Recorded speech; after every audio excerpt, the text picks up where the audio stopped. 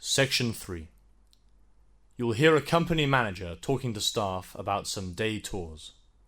Before you start listening, you have 30 seconds to look at questions 21 to 25.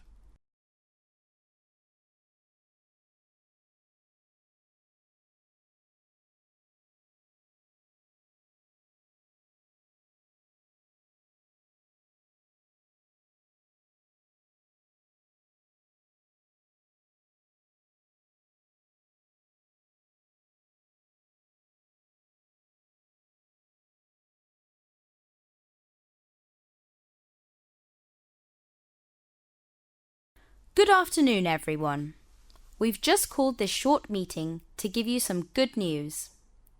As you know, our company's performed really well over the past 12 months, and that's largely been due to the hard work you've all put in. So, at its last meeting, senior management decided to show its gratitude by giving you all a day off next Friday to go on a day trip paid for by the company. We want to give you a choice, so what I'd like to do now is to give you a brief overview of 3 tours, and then you can choose the one that you like best. Right, now first there's what we call the Adventure Tour, which is skydiving. Don't worry if you've never been skydiving before.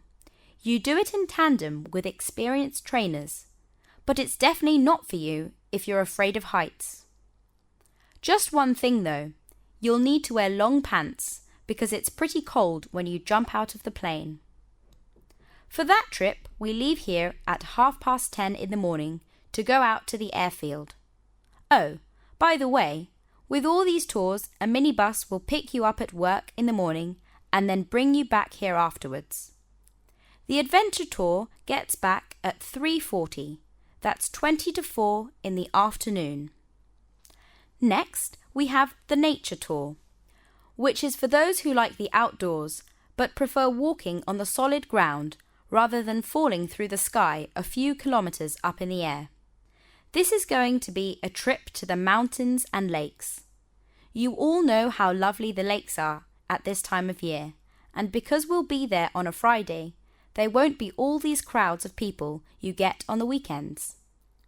And don't forget to bring along your walking shoes. The bus will be leaving at 8:30 in the morning, and you'll be getting back at 6:20. The third and final choice of tours is the Historical Tour, which is going to be a trip to Bunbury Castle. You may have been there before, but we've arranged for a very thorough tour of the castle, including some rooms that usually aren't open to the public. One thing though, they've told us that anyone who comes on that tour has to wear shoes with leather soles. Apparently, the reason for this is that some of the timber floors in the castle are very old and can be easily damaged by other kinds of shoes. Anyway, the bus will be leaving at 9:45, that's 9:45 in the morning, and will bring you back here at 4:30. You now have 30 seconds to look at questions 26 to 30.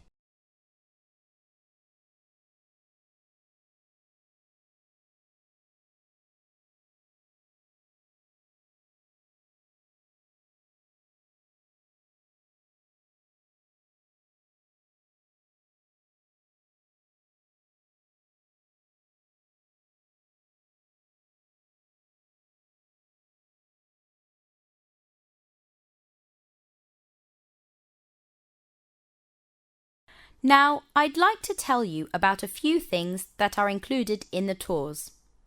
Those of you who choose the Historical Tour will enjoy a delicious lunch in the famous castle restaurant.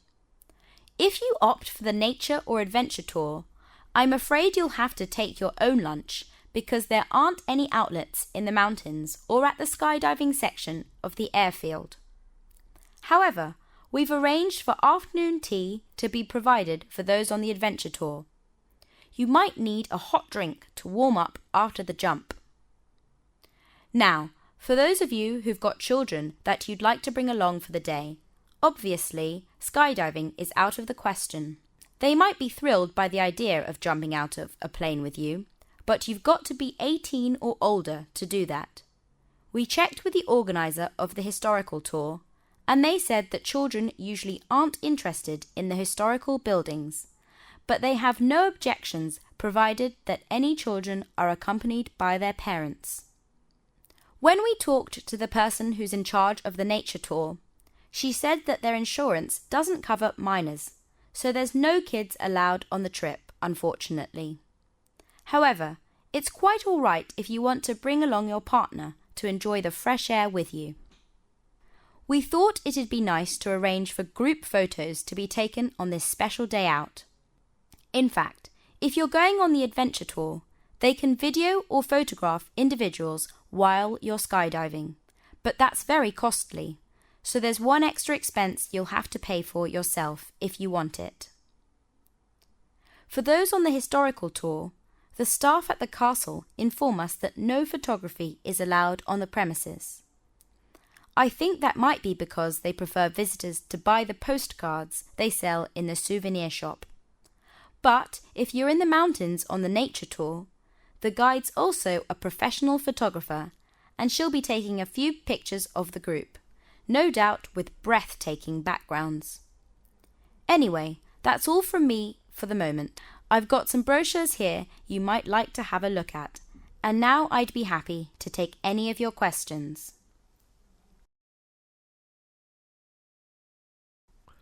That is the end of section 3. You now have half a minute to check your answers.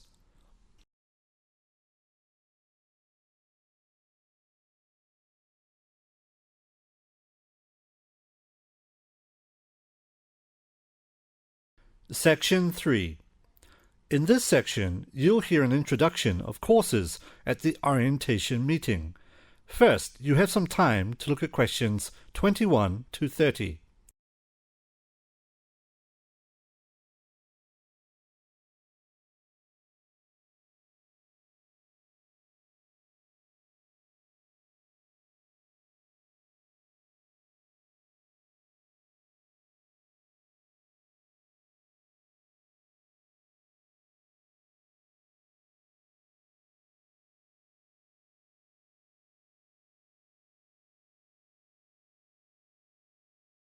Now listen carefully and answer questions 21 to 30. Welcome to Orientation Week. This is the Physics School session. And we'll welcome Professor Smith, the head of the school, to introduce you to the tutorial system. Welcome, Professor Smith. Thank you. You may have noticed life at university is totally different from that of school. For you, tutorials are an important part of the teaching program.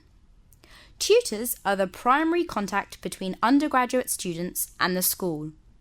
A tutor is the student's personal tutor as well as their academic tutor. Tutorials for physics undergraduate consist of 6 students who meet each week with their tutor for at least 50 minutes. For radiography students, tutorials will normally consist of a group of about 10 students who will meet fortnightly with their tutor for a period of at least 50 minutes. In the first semester, the tutorials are during weeks 1 to 11. For semester 2, they are during weeks 14 to 24. Everybody involved is expected to be present and on time. And the tutor will also be available in week 12 and 25 to discuss problems that arise during revision, but attendance by students is optional. Now I'm going to introduce the stages and activities of the tutorials. The induction period is from week 1 to 3. I know that a significant minority of you experience culture shock during your first few months at university, and the important function of this stage is to identify students who are having difficulty integrating into the academic program. In particular, students should check your attendance of lectures, tutorials, laboratories, and those sort of things. Tutors also help you tackle work in a systematic and effective manner. Stage 2 begins from the 4th week. Some tutorials of this period are to be devoted to discussion or going over the students' lecture notes, but approximately 50% of tutorial time is to be devoted to coursework.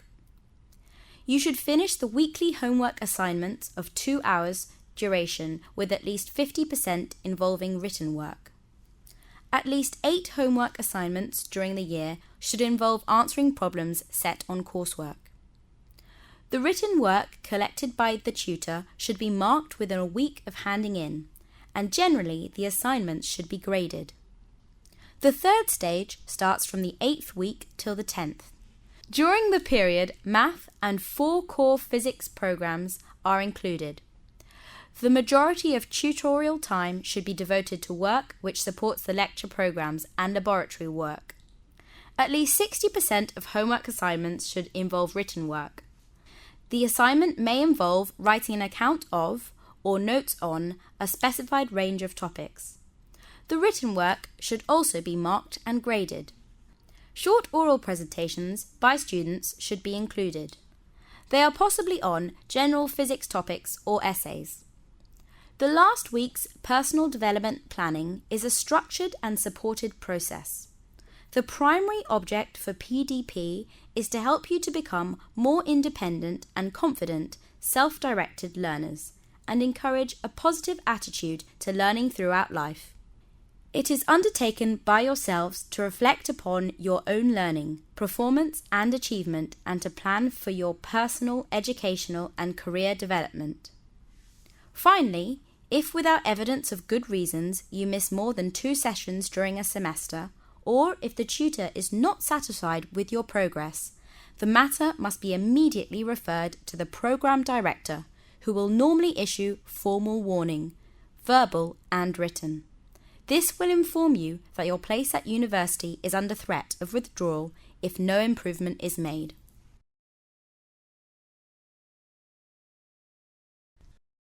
That is the end of section 3.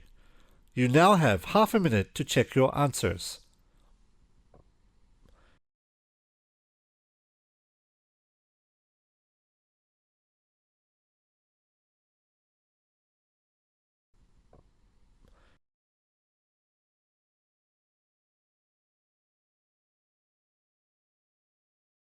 Section 3. You'll hear a tutor and 2 students discussing a self-evaluation form.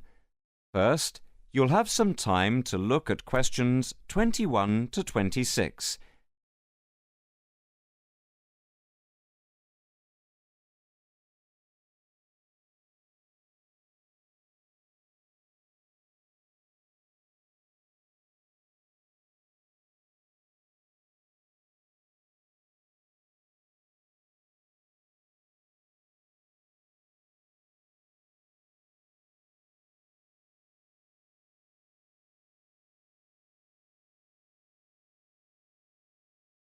Now listen carefully and answer questions 21 to 26.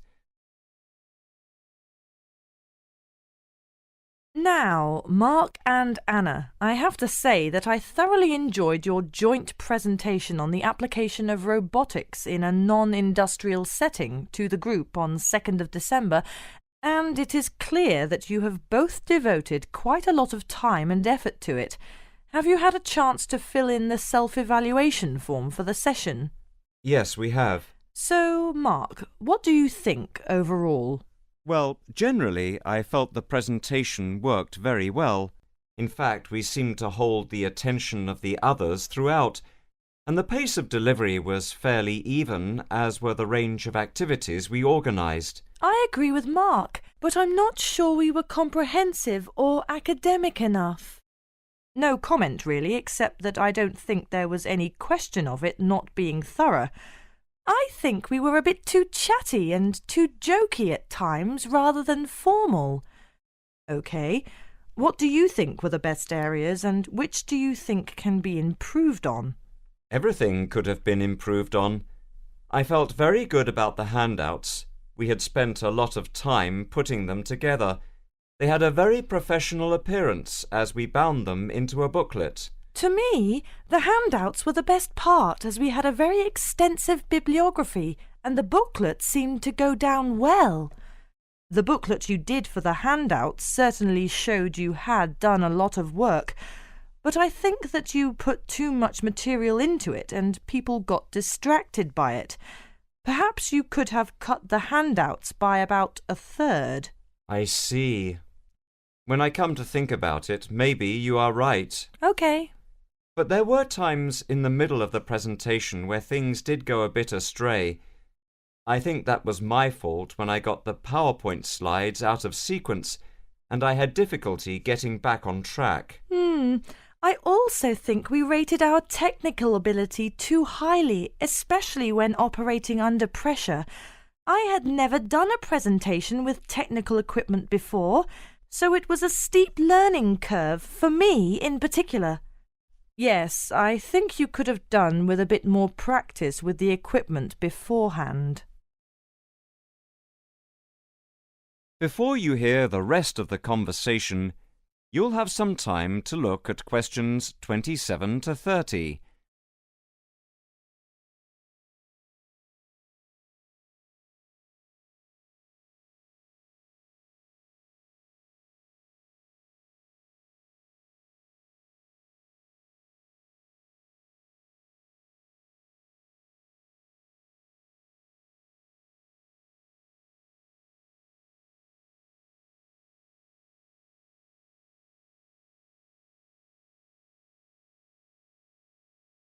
Now listen and answer questions 27 to 30.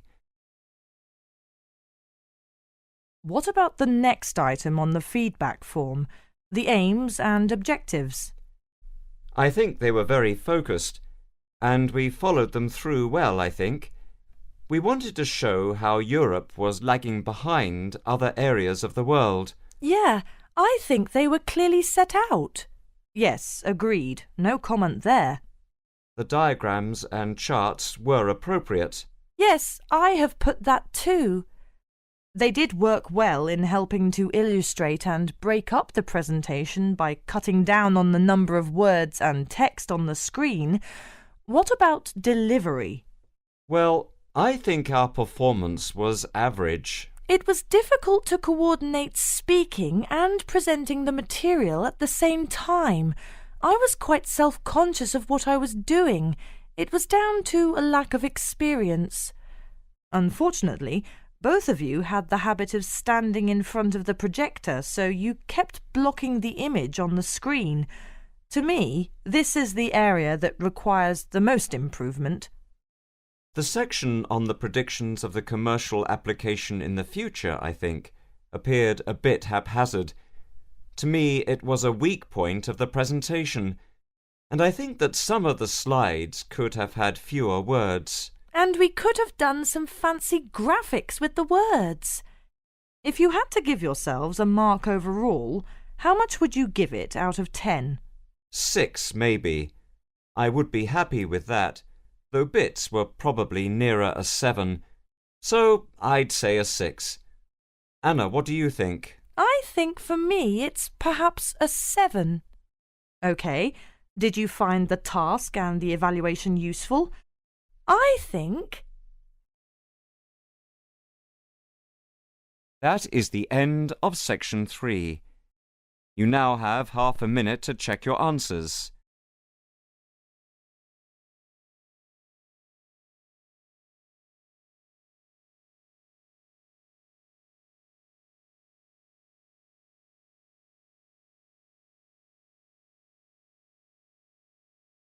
Section 3. You will hear two students discussing long-distance learning.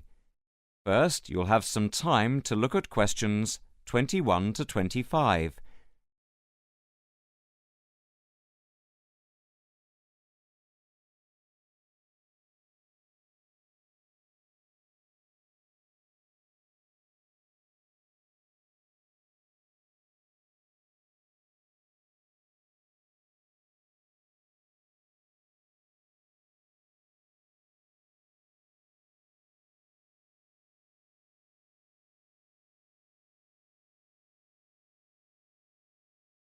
Now listen carefully and answer questions 21 to 25. Hi, my name is Rosanna McLaren. I'm a bit early, but I have an appointment to see the Assistant Registrar, Andy Matthews, at 10 a.m. Hi, I'm Andy Matthews. Nice to meet you. Nice to meet you. My tutor advised me to come to see you about changing my course. Yes, I've had an email from your tutor, David Vine. Let me just call it up. Here we are. It says Tutee Rosanna McLaren is on the Wednesday part-time course and wants to change to the distance learning program. Have you any problems with the course itself? Oh no, I love it. I think the course is really worthwhile. The theoretical sessions once a week on Wednesday from 10 a.m. to 3 p.m. are really good. You have 2-hour sessions then? Yes, that's it. And I have to say, I think the practical session from 4 through to 9 in the fashion workshops are also good fun. But I am finding it all very tiring, and it makes me too exhausted for my work on Thursdays and Fridays. You work the other 4 days of the week? Yes, and some Saturdays. I see. So what do you want to do? I'd like to change to the program with the distance learning component instead of the Wednesday sessions. Yes, that is a possibility. I see from your tutor, Dr. Vine, that he has no problem with this, but you realise it's possible you'll have a different tutor. Yes, I'm aware of that. It's a shame because he's a very good tutor. What do I need to do now? First, we just need to fill in this transfer form and the claim form for the reduction in fees. Oh, I didn't realise it was cheaper. Oh yes, it's £1,000 less a year. It gets even better. Can I start the distance learning program from now? I don't see why not. I just need to get a signature from your tutor, which should take only a short time. I'll email it to him now, and then he can sign it and put it in the internal mail. OK. But I also need to go through with you what is involved in the distance learning program to make sure you are clear about everything. Well, I understand I attend the weekend course once a month, and that I can book a bench in the fashion workshop at any other time. You have a computer at home for the distance learning? Oh, yes. I have the necessary equipment for making video calls over the internet already. It's the flexibility of the distance learning over the internet that is very useful. What makes it even more interesting is that I don't have to spend a lot of time travelling to and from the university on the Wednesday. I can adapt it to my own routine, as I will be able to do the theory over the internet from home when I want. The same is true of booking a tutorial online using Skype. Yes, it is amazing, isn't it? It's in its infancy, but it's been up and running for a year now, and it's going rather well. Could I just ask if it's possible to have a face-to-face tutorial at any time as well? There is no reason why you shouldn't be able to. Before you hear the rest of the conversation, you'll have some time to look at questions 26 to 30.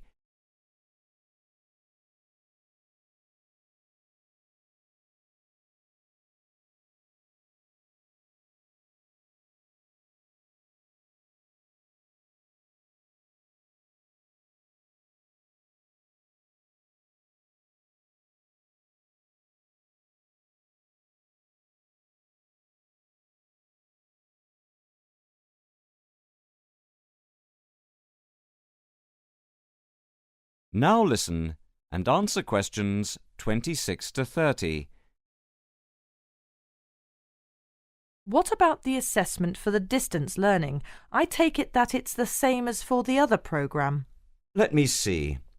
Each month, you are expected to keep a written course diary and to present a seminar paper. And at the very end of the course, there will be a written exam which will account for 30% of the total marks. What about the coursework? How much does it account for? The design portfolio which you need to present at the end accounts for 50%. I would point out just one thing, and that is that on the distance learning program, some tutors like to see the design portfolio twice each term to make sure you are on the right track. But of course you can take it in at any time to show your tutor, and as part of the assessment for the portfolio, you have to present at least one fashion item at a fashion show at the end of the course. Is there anything else? No, that's it. Thank you for all your help. No problem. Hope it all works out well for you now. That is the end of section 3. You now have half a minute to check your answers.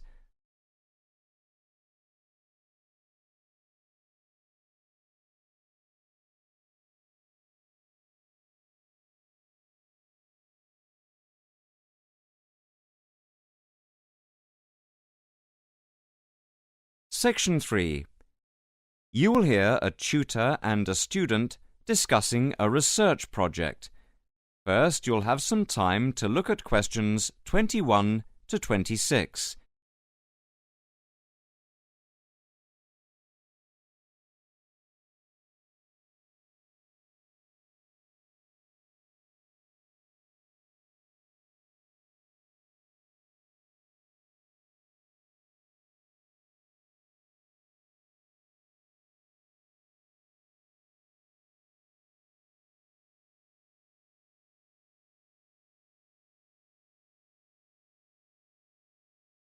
Now listen carefully and answer questions 21 to 26.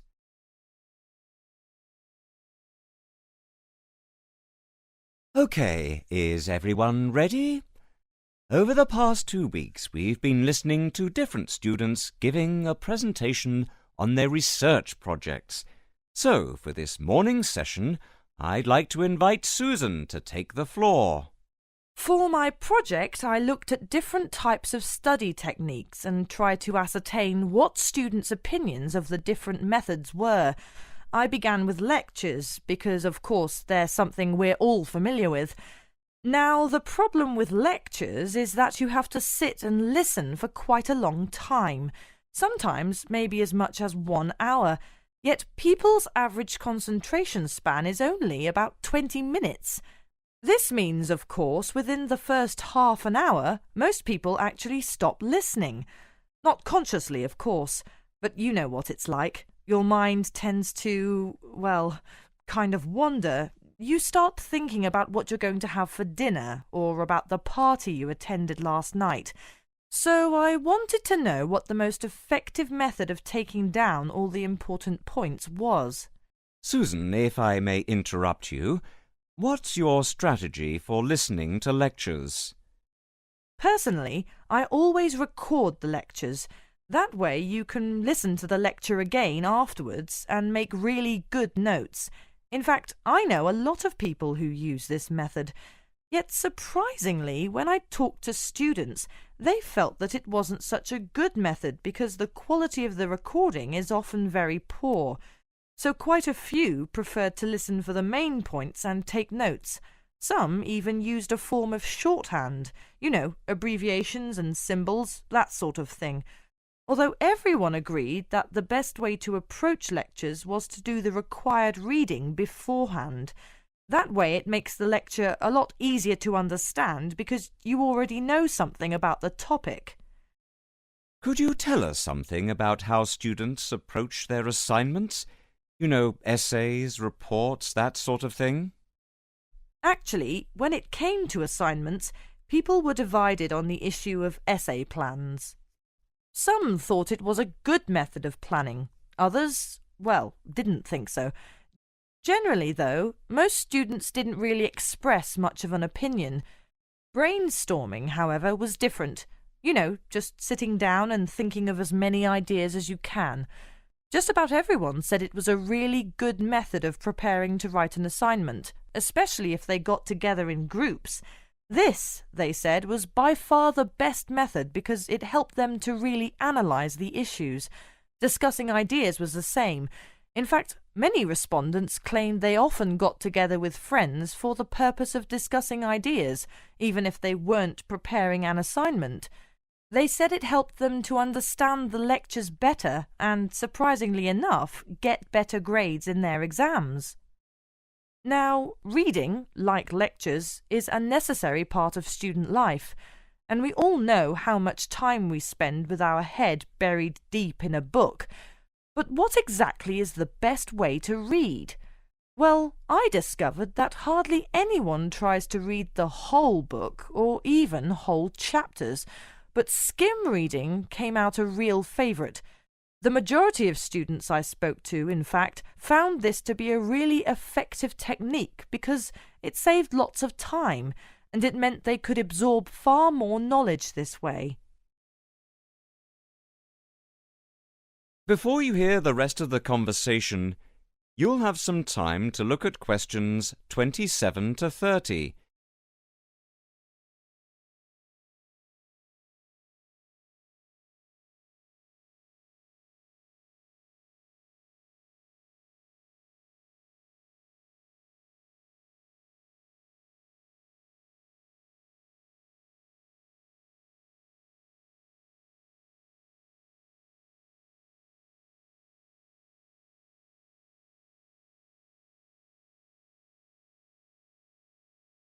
Now listen and answer questions 27 to 30.